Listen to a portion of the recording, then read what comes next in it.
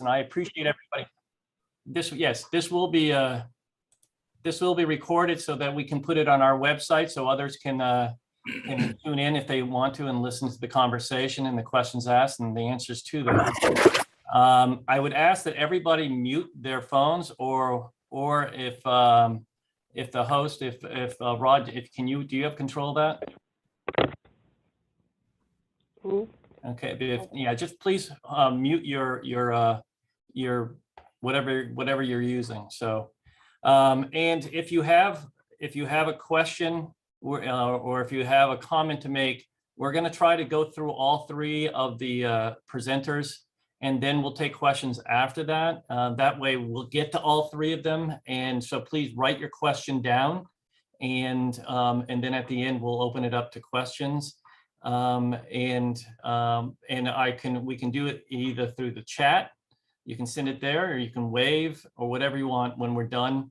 But we'll try to get through this as best we can. As many of you know, this is probably our fourth, fifth, or sixth, I can't remember now, opportunity to come together and discuss issues that are current and that we're all dealing with. And it's something that we started back when COVID first started. We felt like this was a great way to communicate.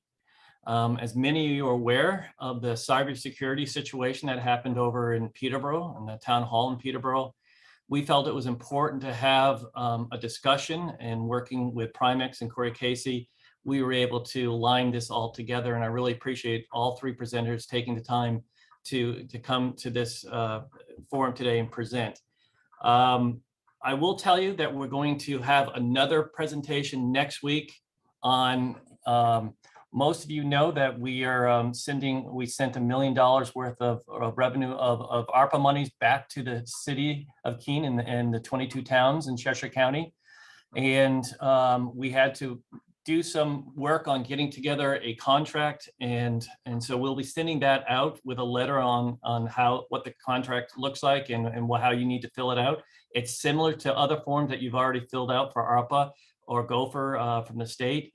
And it's, but we want to just come back together next week, go through that, because once you have that signed document, we can then turn around and get that money out to you as soon as possible. But it took us a little bit to put that contract into place. So that will be sending out that blast probably either tomorrow or Monday on next Thursday's Zoom meeting, but that's more focused on just getting that document done for all of you to send it back in so we can send you that check.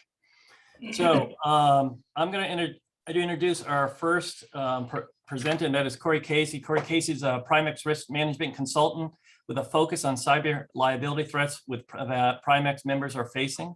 In his role as risk manager, Corey assists Primex members with mitigating cyber risk through the development of training programs, planning, incidents response coordination, and follow-up. He graduated from UNH with a BA in political science and a minor in justice studies. Corey served in law enforcement for over 22 years with the Concord Police Department. He enjoys spending time with his wife, Jessica, and their 3 children outdoors, hiking, skiing, and attending sports. Corey, you are on. Thanks for the kind welcome, Chris, and thanks for putting this together. Jason, Tim, and I are really grateful to be here to engage with folks that are interested in improving in the area of cybersecurity. So thank you very much for the kind words in the intro. Just want to start out with a scenario for you all. Imagine that it's 7:45 p.m. on a Friday night, and many of you have DPW departments. For those of you who don't, like maybe the county, imagine a nursing home, but you have an employee that basically comes in and decides they want to check their email. So they sit down at their workstation and they log on. And as soon as they log on, they discover the following message. It says, "We have encrypted your files with CryptoLocker virus. Click here to buy decryption software. You have 24 hours to contact us or the cost doubles." This is the type of message that some of our members have unfortunately had to see, one like it. And not only have folks within our membership, local government entities, but private businesses, hospitals, not-for-profits.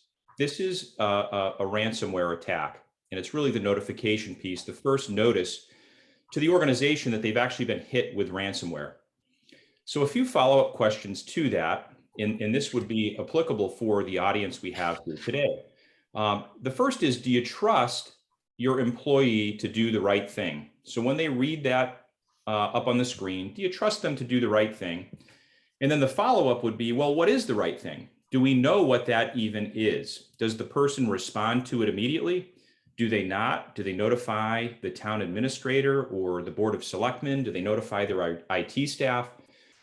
There are a lot of questions that come immediately and a lot of pressure that is placed on the employee that is the lucky person who has to see this after hours on a Friday. So what happened to the workstation? How did this all happen?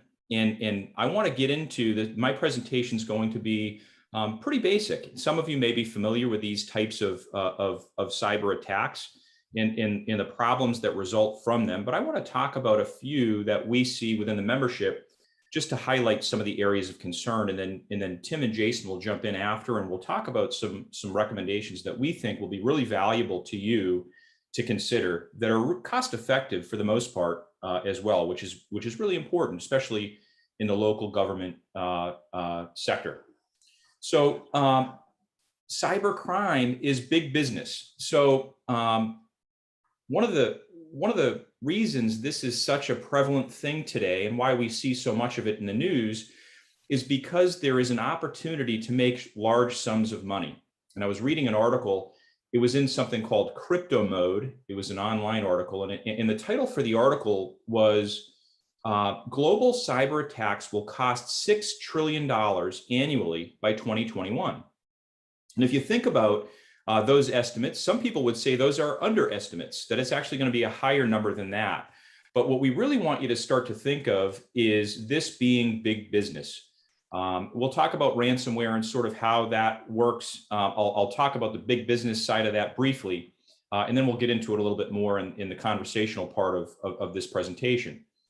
The three most basic and common types of cyber attack we see within the membership are phishing, ransomware, and business email compromise. And again, many of you may be familiar with these, so if you are, bear with me. I want to go through each one briefly just to highlight some of the challenges that each present to our members.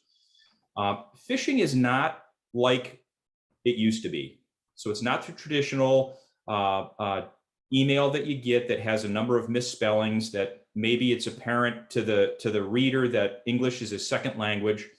It doesn't work like that anymore. These are well-crafted, highly planned messages that are sent out indiscriminately. And the goal is, it's not focused on any one person. It's just designed to try to get anyone to click on a link. Oftentimes we see a sense of urgency in the email. It's really important that you update your username and password, or your account's going to be not usable. Do so immediately, or do so without delay. And so many well-intentioned employees, some of whom are working at home or trying to keep up with their daily workload, will unfortunately, even though it's well-intentioned, click on that link in an attempt to not lose access to maybe a software that they think they have, or that they may actually have, but it might not be the actual software that they're clicking on the link for. So a couple of things can happen when you click on that link. The first is that malware can actually enter your system, your network. And there are a number of different things that can happen with that malware, but one of those things it's called a keylogger, and it basically records any of your keystrokes. So when you go to type in login username and login information, that is actually run through software packages that actually gives access to your networks or to other types of software that you may utilize for purposes of accessing it for criminal use.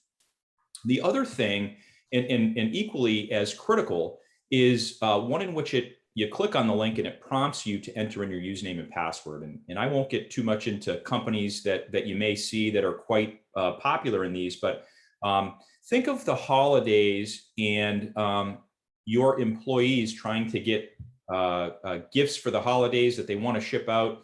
And they get maybe prompted by a company that they may have purchased gifts through that says, hey, your package can't be delivered until you enter your old login information and create a new password. So you go ahead and do that, and that's given them access essentially to your network. So the problem with that is once they're in your network, once they have access to your systems from inside, and you've allowed that to happen, or your employees may have again inadvertently allowed that to happen, all of the traditional technologies and firewalls that are designed to keep those bad actors out of your network are no longer going to be useful to you, right? Because they're already in, much in the same way that employees are able to use the network or use the systems without issue. So that's a really important thing to highlight. And really from this access, that's the start of many other types of cyber attack. The next one I want to touch on is ransomware. And that's the example that I gave you to start the presentation this morning. Ransomware usually starts with an employee clicking on that phishing email. And once access to the network is allowed, again, generally, almost always inadvertently, not always, but almost always inadvertently, over time, the bad actor has the ability to comb through your network and encrypt your files. It's really important, and we recommend at Primex that you back up off-site your data daily, and that you verify those backups at least weekly. And the reason that's really important is if there is this type of an attack, the attackers do have the ability, in some cases they do this, they disable your backups. So anything you have to rebuild off of may not be accessible, even though you think it may be. So that's why that becomes a really important step to think about in improving your own cybersecurity. Do we back up offsite? Do we do it regularly so we're prepared to lose that amount of data before the last backup, or after the last backup, I should say? And are we in a position where we can rebuild off of that data? Is it verified that we still have access to that data? Your employee comes in, they get the notification that you have 24 hours or 48 hours to respond to this request and pay X amount of dollars or X amount of whatever the cryptocurrency is, generally Bitcoin, to actually get a decryption key, which gives you access to your network. If you don't have good backups, you're going to be in a position where you're going to have to make a decision along with the attorneys that will provide you and the team that will provide you as part of your coverage to make a decision as to whether you're going to need to pay for that decryption key or not. And in many cases, if we have solid backups, we'll have the ability to actually not pay, which is our preference, not from the monetary perspective, but really from the perpetuation of the crime, right? The more we pay, the more of a market there is that they see, the more they can capitalize on others like us, right? Within the local government sector. So with those backups, it often gives us the ability to actually rebuild and not have to pay. So again, when you're looking at a cost of between several hundred thousands of dollars into the millions of dollars, dependent upon how much data they have, what personal identifiable information they have, will determine whether you're in the unfortunate position of having to make a determination as to whether you're going to pay for that decryption key or not. I talked briefly about the big business part, and I just want to use this example to illustrate. Say you have a problem using your decryption key. It's in their interest to get you your data back. That doesn't mean that they're not going to still put it on the dark web, or they're not going to still sell it, or that they're not going to hit you again, regardless of what they say. This is a criminal enterprise, right? When you're talking about such large quantities of money, it becomes really, really important that we look at trying to stop this before it actually happens. So I just want you to think of a call center when you have a problem with your computer, or maybe you have an issue with your phone service and you call and you get somebody at a call center. These ransomware criminal organizations have set up these call centers to help you utilize the decryption key to make sure that you can get access to your systems. So when I talk about this being big business, it's run much in the same way as big business. However, it is 100% criminal organizations that are facilitating these crimes. So the final one is that we see, and that is important to touch on today, is business email compromise. And in these types of crimes, again, threat actors can access your email systems through phishing emails, which is often one of the primary ways in doing so. And once they have access, they're searching for potential information and opportunities to make money. Many folks in local government have, especially in finance offices and such, make payments on a regular basis. They would have access to your calendars, to your emails, maybe chains of emails in which you've engaged vendors or contractors to transfer money to them for payments for services they're doing for your community. And one of the quick examples I'll touch on here is Erie, Colorado. So in the town of Erie, Colorado, they were building a bridge.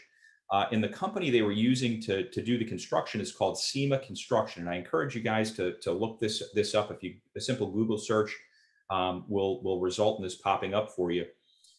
Essentially what happened is they had online change request forms in which the attackers who had access to their email systems knew they were in a construction process or construction contract with the vendor. And in many cases, because of requirements to post this type of information, some of it's even accessible outside of the email systems. But in this particular case, they were in the systems. They knew SEMA Construction was the company, and they knew that several payments were coming due.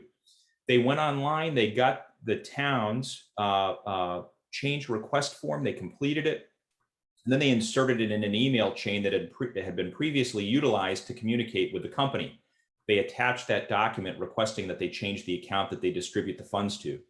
Unfortunately, for the person who took this, there were several steps that were in place within the town that weren't followed as far as approval processes. And this is where I'll stop just to say that it's critically important that when you get a request to change information like this, you need to stop and you need to go through your own channels to verify that this is an authentic request, and then make sure that you follow up in much more thorough ways than happened in this case. The person thought they were doing a good job by meeting the requests of the contractor. And ultimately what happened is they wired two just over $500,000 payments to the bad actor, which were quickly transferred into cryptocurrency accounts and shipped out of the country. The only way this was discovered was when the contractor reached out to the town and said, hey, we haven't received our payment for our scheduled payments. Is something wrong or is everything okay? And that's when they realized they had paid the bad actor in the criminal group and not the actual contractor. So what can we do to meet these challenges of phishing, ransomware, business email compromise? And there are many other types of cyber attacks. I just want to highlight this point, and I talked to Chris about this in our lead up to this presentation today. Think of your local government entity, whether it's a town, a city, or the county of Cheshire.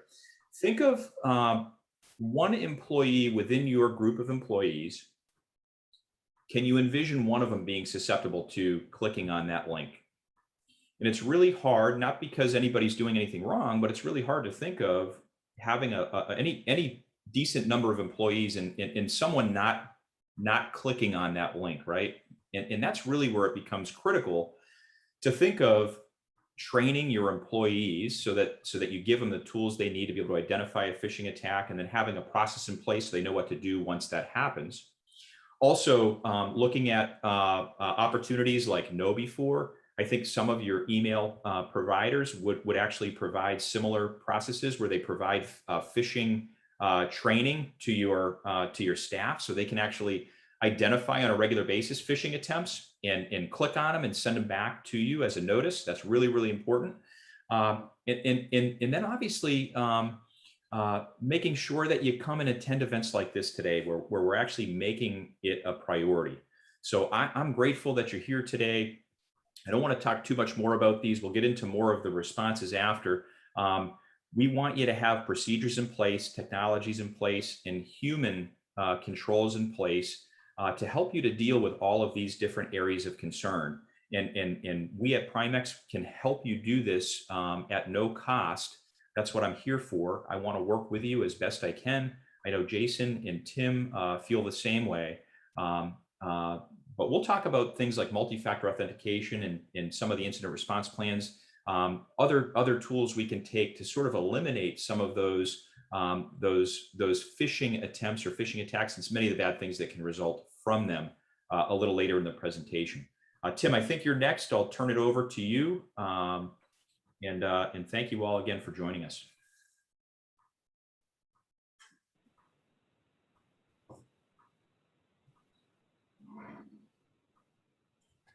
Tim, we can't hear you.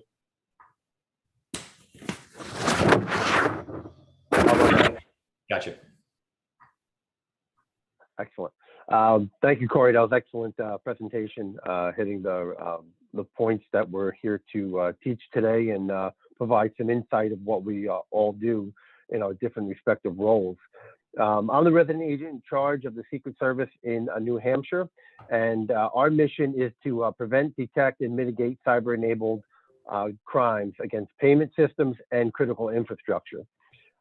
Secret Service has always been involved in our criminal investigations related to counterfeit money, and that progresses to payment systems, credit cards, bank accounts, and today's day and age, cybercrime and cyber-enabled crime. How we do this in New Hampshire, we have a couple different programs. We have special agents that are trained in network intrusion, so we will investigate business email compromise, ransomware, ATM cash outs, if there's a banking Trojan or malware, anything that could breach your system to gain PII, credit card numbers, hold you for ransom, defraud you in a business email compromise. These are the types of crimes that we'll investigate. Another force multiplier, which we're developing in the state, is we have a training facility in Hoover, Alabama, which trains local and state law enforcement to include prosecutors and judges. This is extremely important in our opinion as Secret Service agents, in the sense that it's a whole of government approach or state approach or local government approach, in our opinion, in that the more people know and are knowledgeable on these crimes, it helps us all to better understand where our risks lie. And we don't want these relationships with the federal law enforcement like the Secret Service to go by the wayside. So having locally trained officers will help in spreading the word for cybersecurity, but also in addition, these individuals are developing digital forensic laboratories where they're gaining digital evidence for other crimes as well, not just the crimes that we'll talk about today. And then another portion of this is a cyber fraud task force. We've had these in existence since 2000. I've worked in New York City in 2000 on the Electronic Crimes Task Force, which we recently renamed the Cyber Fraud Task Force. And it's really simply a partnership between the federal government, local law enforcement, the private sector, and academia, anyone with a stake or an interest in protecting our nation's financial infrastructure. So the Cyber Fraud Task Force for New Hampshire hasn't been active, but we are developing that with our partnerships with Primex, with the Adam Group, with local law enforcement, and other federal law enforcement agencies. So one of the main points, benefits of coordination. Why should we call the Secret Service? You may have called somebody in the past, they never showed up, they never returned the phone call. I understand that. I've been here since 2017. I will respond to everything. Someone will call you back. Whether we can help or not, it's all dependent. But it's very important for us to answer the calls and provide assistance where we can. But the benefits of coordinating with us are, besides the legal and regulatory compliance issues, those are issues that you'll definitely need to think about and work through lawyers and Primex as how to deal with that. But from an investigative standpoint, and how can we help you when you're in the midst, ground zero of an attack, is we could possibly provide active intelligence on ongoing cases throughout the Secret Service and also throughout the globe. We usually know what is occurring, not only with the Secret Service, but FBI, DHS, other federal agencies, possibly other intelligence agencies, the common trends that are occurring. And how this is most recently done in the federal government, not just the Secret Service, is we've all have worked better together, and we've done that by utilizing our headquarters divisions. These crimes are too complex for small offices like myself to totally control and run. So we have a global investigation operations center, which is in DC. They coordinate directly with other domestic federal law enforcement agencies. And additionally, we work with, on a global level, other foreign law enforcement agencies. So it's local, it's federal partners working together with, basically local and state, foreign and domestic law enforcement to have a better approach, better grasp of what's going on, and the coordination is key in these types of cases. Many of us have international offices which are extremely effective. To gain information, to get things done, partnerships. So this, the JIOC, we call it the JIOC, which is in DC, they identify emerging schemes that are ongoing. One perfect example is recently we had a business email compromise, and they were seeing a ton of activity out of India, but all the bank accounts were in Thailand, that they were using in Thailand. So we were able to put out, an alert to our banking partners. If you're be a little suspicious of massive wires to certain banks, we're developing patterns. We're not saying that they're all bad wires, but there are investigators from the bank side that need this information because they're just in their silo. They're just in their one bank. They don't see the trends across the banks.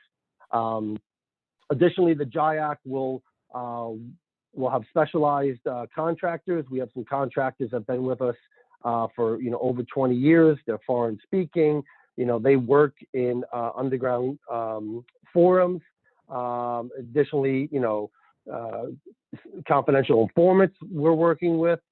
We have undercover folks that are in the places the bad guys are, and oftentimes we'll get a tip. Realistically, the private sector has gone light years ahead of some of these programs that we have, but we augment each other, and we're very open to collaborating with the private sector.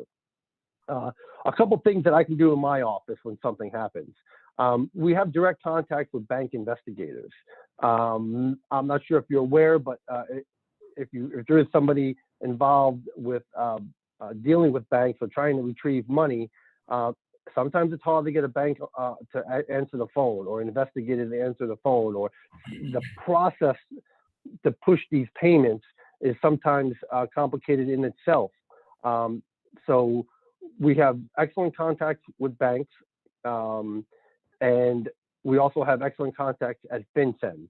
FinCEN is a U.S. Treasury, and they have a mechanism of a kill chain, which for any domestic to foreign transaction, we'd like to get information as soon as possible, but hopefully before 48 hours, we can work to stop those transfers.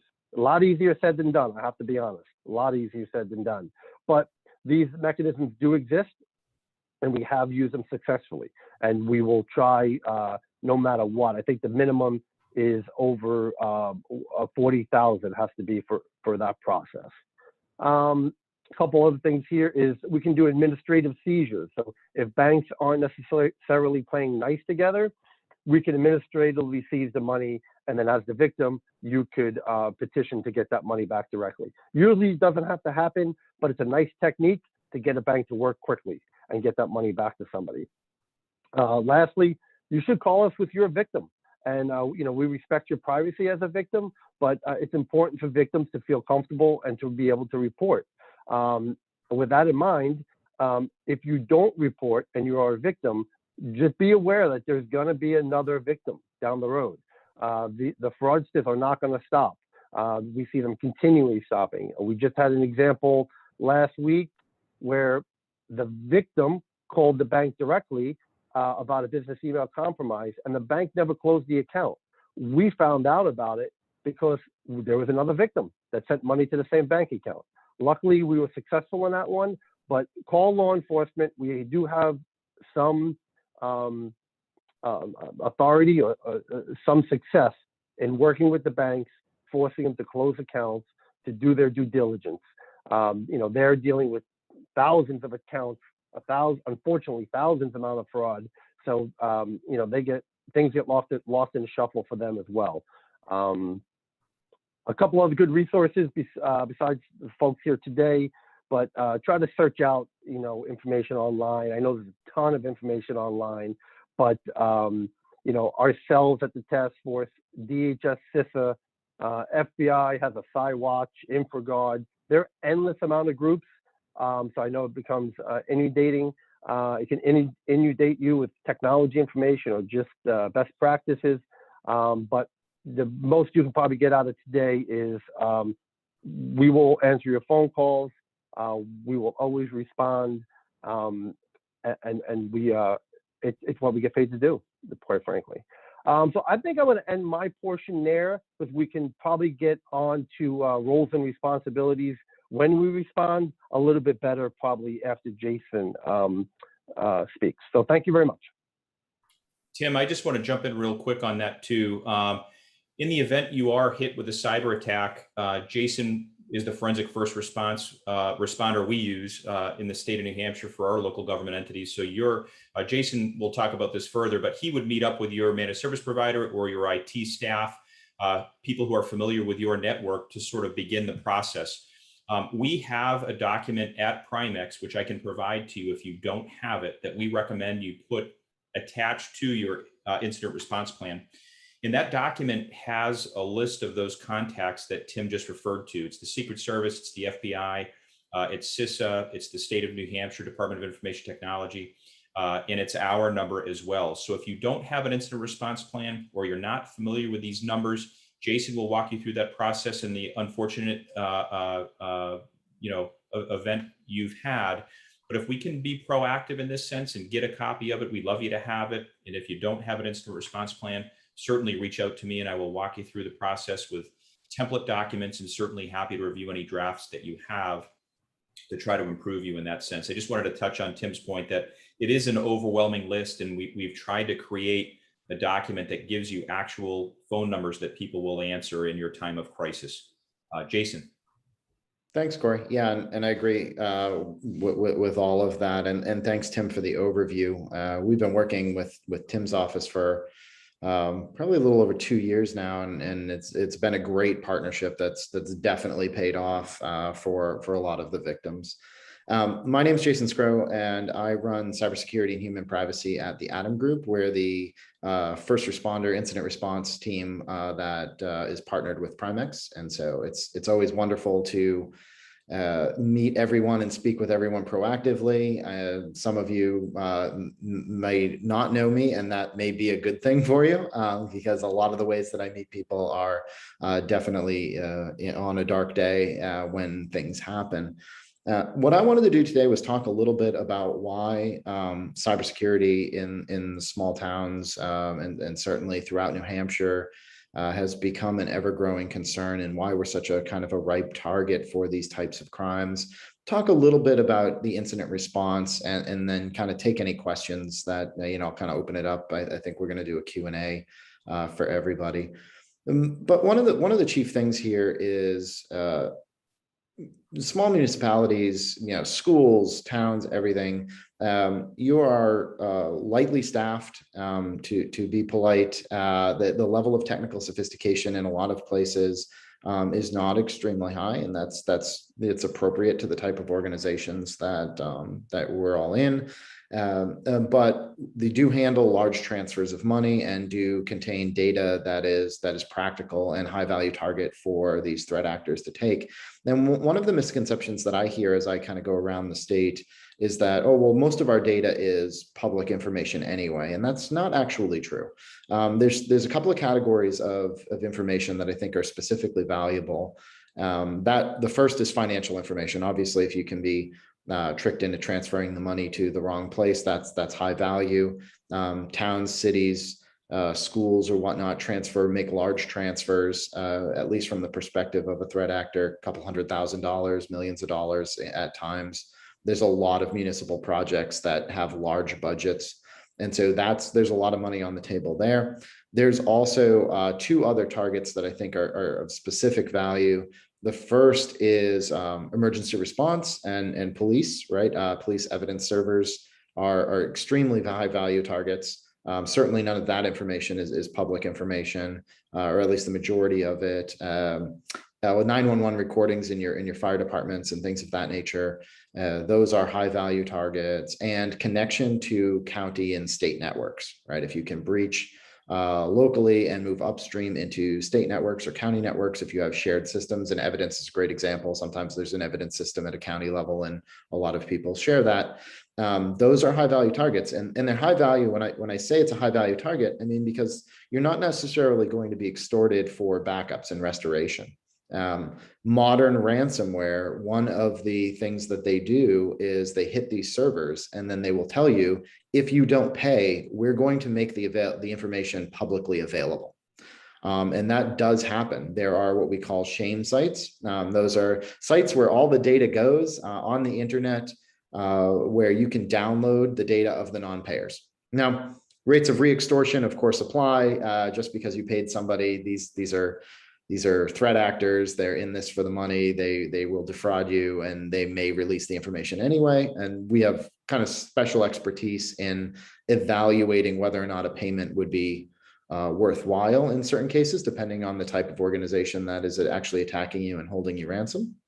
But realize that the leaking of that information may be tremendously burdensome. You can imagine what would happen if an evidence server ended up online. You can imagine what would happen if 911 recordings ended up online. And this does happen. There are places you can go on the internet right now and download exactly that type of material. In fact, there's whole exchanges that deal in police identity and forensically collected police data, right? So that has far-reaching implications, and that information is available for public download, and that's a tremendous problem for us. So realize that you're housing high value targets with a relatively low level of defense, and that makes us a prime target here. That is the easy money. These criminals generally go after the easy money, and that is what they're after.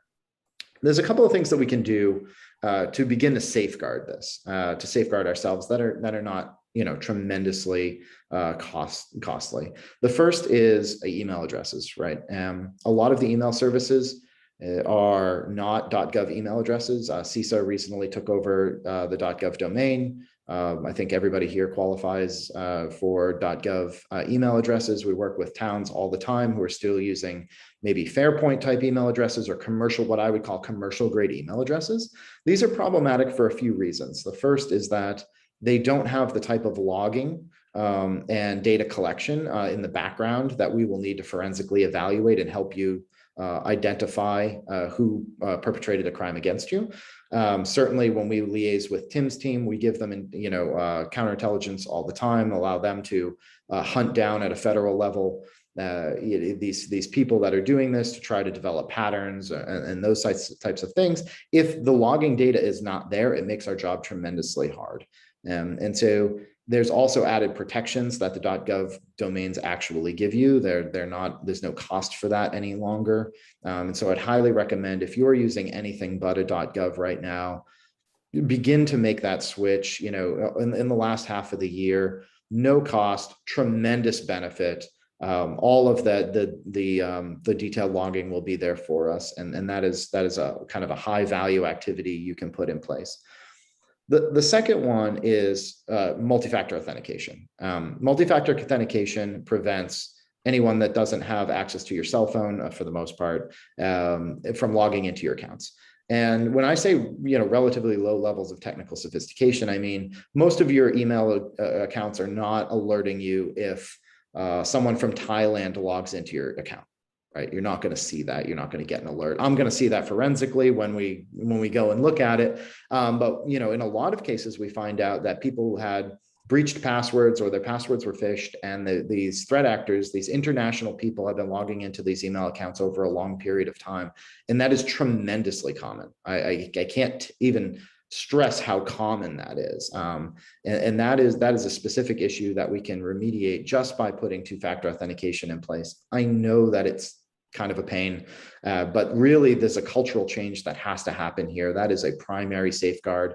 It generally does not cost anything. If you're already paying for an email service, you can get two-factor. You're essentially just turning it on at that point. And so that's kind of like a basic hygiene piece. The second is the way that we've built these networks. I routinely visit towns where you can sit in the library and traverse from the library to the police station, or from the town hall to the fire department. And what we did in the early 2000s, during kind of the advent of fiber optic build out, was we linked all of our buildings together. And that was for data sharing and ease of administration. And that is tremendously wise from that perspective. But it also means that if any one of those places is breached, the other places may be breached. It allows threat actors to traverse our networks very easily. And so your high value data targets need to be segmented. And that doesn't necessarily mean physically segmented, like go cut the fiber off the poles or anything like that.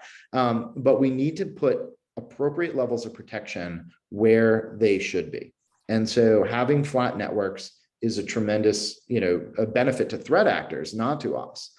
Even though the administration of those systems is much easier from a single point, data sharing is much easier if you link them together. It exposes us to the cyber risk. And as we continually link to state networks and we link up towns and we do law enforcement sharing networks and all of that, we're opening up the ability for one compromise to affect us all. That is, a very common risk chain that we deal with constantly. And so the last thing that I would say is when you're looking at these types of protections, like when you're looking at multi-factor authentication, when you're looking at going for a .gov domain, when you look at patching and get rid of legacy technologies that we know have flaws in them, let's take a look at incident response and training. Having an incident response plan that is practiced is absolutely critical. Corey, I think, talks about this like 4 hours of every day. Incident response. The ability to have a trained team come in. We're, of course, going to get alerted once you raise a claim. And by the way, if you are victimized, or you even suspect you are being victimized by a cybercrime, open a claim if you are a Primex member, and do that immediately.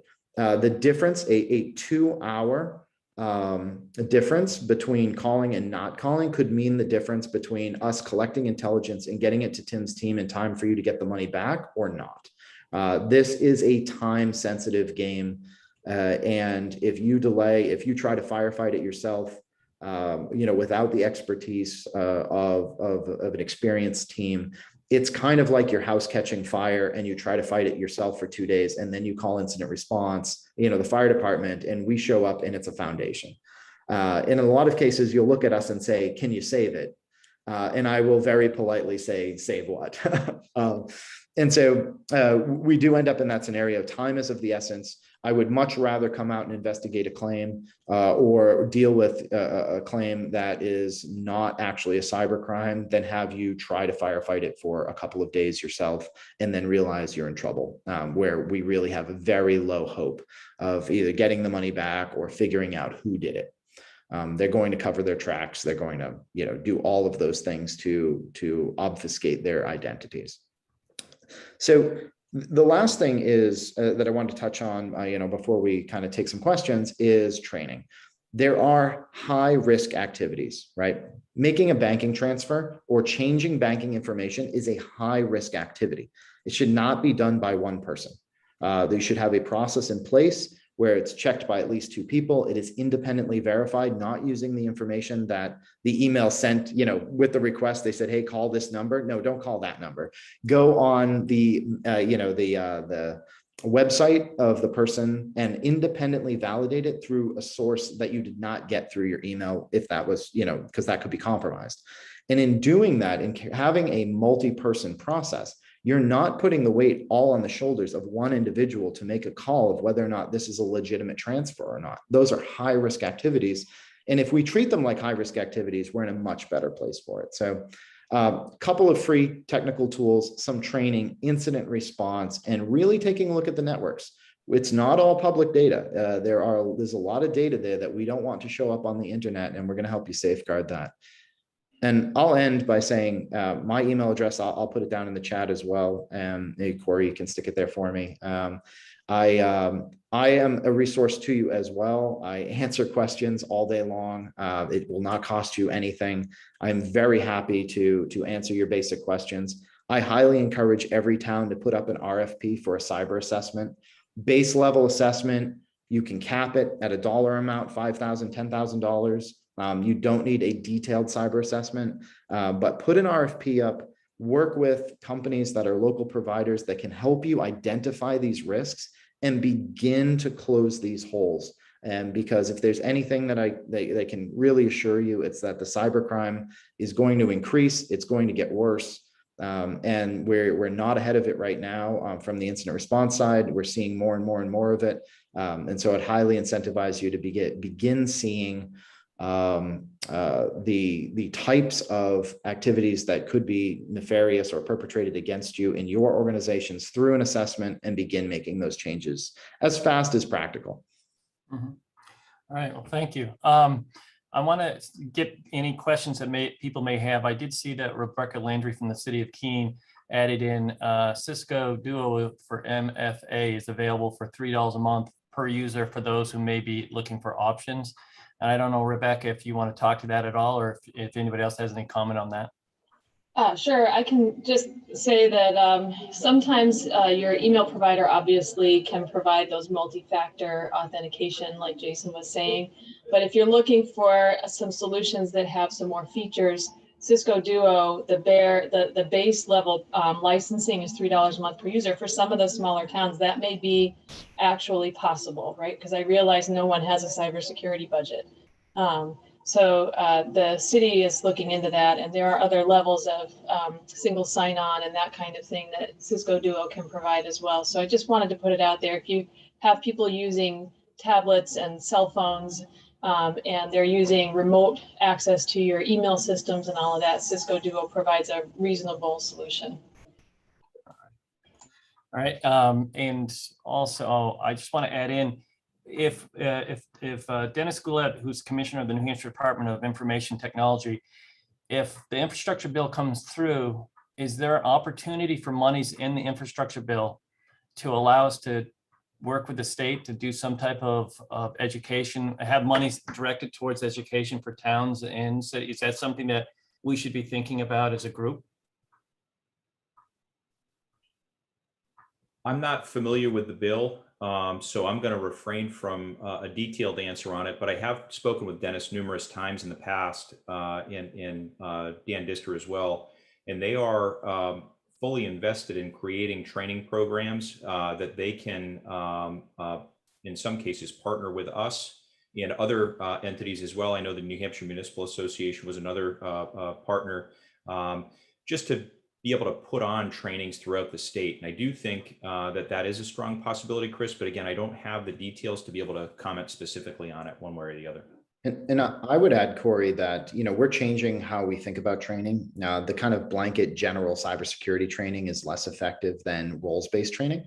And so, Corey and I kind of in short order, you'll start to see the beginnings of, here's the cybersecurity training for a chief of police, for a town administrator, for a clerk, for, a finance director.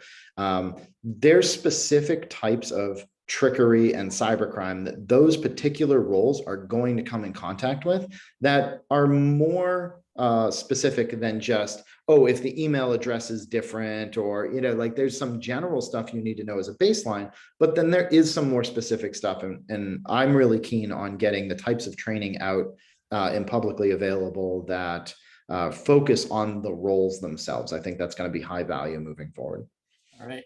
Also see that Cindy Pierre from Town of Marlow asks, could you tell us the appropriate response to Corey's scenario at the beginning, the ransomware example? Yeah, I'll start with that. And then these guys can jump in. It's actually a great scenario because they can touch on what a typical response would be like from their perspective. But ideally, you have an incident response plan in place. You've worked with me. I've helped you to create one. You have it. You've rolled it out to your employees, maybe with some training provided by us at Primex or any other sources that you may have. And what happens is that employee realizes that this is an actual cyber crime. In their incident response plan, it says, I need to call the town administrator immediately without doing anything or responding in any way to the system. They pick up the telephone, they walk over and they pick up the hard copy because there's no phone number access to the town administrator when the network is encrypted, right? So they walk over, they grab the hard copy of the plan. They go to they go to the plan and it says, call the town administrator. The town administrator, upon being notified, goes to the back of their plan and they see the call Primex part. You call us 24/7, 365. We call Jason, and usually within roughly 2 hours, Jason is actually responding to meet up with your cybersecurity, with your IT director or your managed service provider, and they begin trying to stop the infection. Obviously, that's the first thing, to isolate it, and then they begin their process. What we don't want is, we don't want an employee to look at that screen and say, it says I have to respond immediately. I wonder what that means. Boom, and they click on it. Because in many cases, that starts the actual clock when you respond. And that puts us in a position where we're now reacting on their time, as opposed to, they don't know that you've actually gotten the message until you click on it. So part of that is the educational process, and that's why that's so important. Jason and Tim, I'll turn it over to you. So Jason, you get the call, you respond. You get the call from our claims folks who just opened up the claim, and generally within a short period of time, you're in touch over the telephone with your staff, and take it from there. Yeah, so my team's going to pick up a claim. We're going to make a quick assessment of whether or not an action team needs to be deployed on site, or we need to, speak with you and identify a little bit more about the information. But we essentially have incident response teams that will deploy out for boots on the ground if that is required.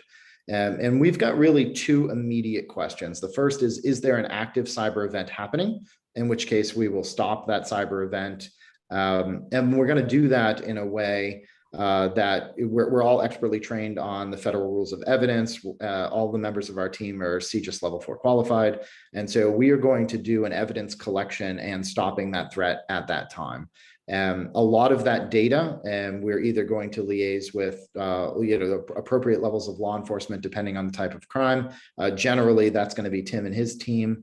We do data sharing between us. So if they're on the ground first and they're collecting evidence, we will co-analyze. We, of course, provide all of the evidence we've collected to them so it can be analyzed by law enforcement.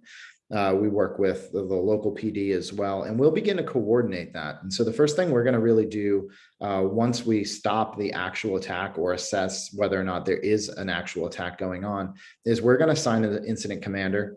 Those incident commanders are aided by in-house breach counsel. We have an attorney on staff that is going to make sure we meet all the regulations, that can advise you. We're going to inform Primex of what's going on and make sure we have authorizations to not proceed through our normal incident response program. But essentially, these people are going to be on the ground leading you through the event, all the appropriate notifications, all the appropriate data collection, and make sure we mitigate the attack and we get you back on your feet.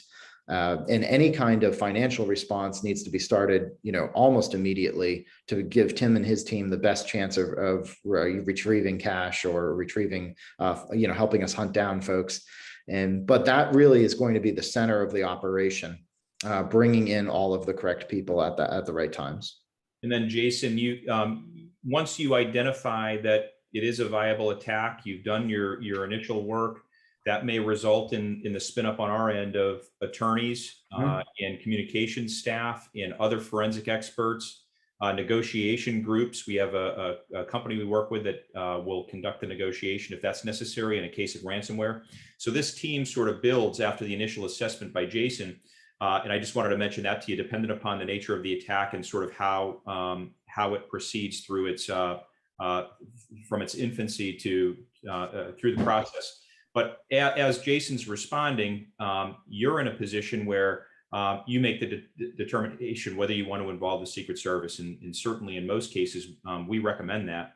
And Jason will convey that to you. Tim, you get the phone call, you answer the phone. I know you do in all of these, as he stated earlier. Take it from there. Yep, I do. I know usually Friday after 5 o'clock. That's just the way they work. There's no perfect time for these. But, the biggest thing, which I think was mentioned already, is just the amount of coordination across different roles and responsibilities, whether it's executive management, communications teams, legal, insurance, the IT folks at a local government or private business. It could be a third-party IT management. Parts of it could be managed outside, parts could be in-house, and then of course folks like Jason, incident response, and then the treasure trove of Leos that may show up. Just calling the local police, or the local police hear about it. Some other folks hear about it and show up. So it's a little bit. It could be overwhelming at times, depending on the scenario. So it's very good for all of us to understand and work together like we do now, and have these conversations so everybody understands what to expect, because it is extremely time sensitive, and to have those people available and everybody understand where you fit in the wheel it's helpful to get things done. But from the Secret Service perspective, we are there to preserve evidence. And then part of preserving the evidence, the first thing we need to understand is, what is your business process and what happened? How did the fraud occur? Whether a business email compromise or ransomware, understanding some of the processes allows us to investigate better, because oftentimes someone's story is not technically what you see.